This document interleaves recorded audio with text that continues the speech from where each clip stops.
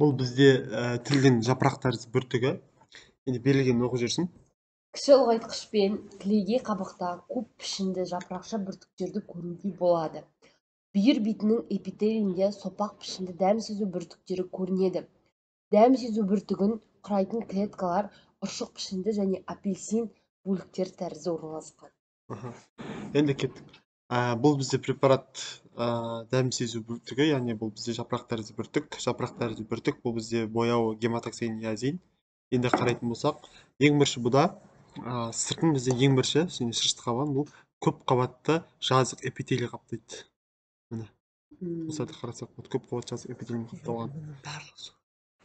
Көп қабатты жазық эпителиймен қапталған. Одан кейін қарайтынымыз екінші ол кілегей қабықтың меншікті қабығы.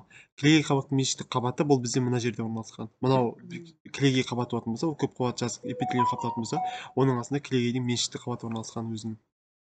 Одан кейінгі үшінші бірден көлденең жолақ ет талшығы кетеді.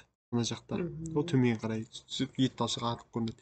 Енді төртінші дәм сезу бүртігін тап деп көрсететін болса, енді жақындатамыз.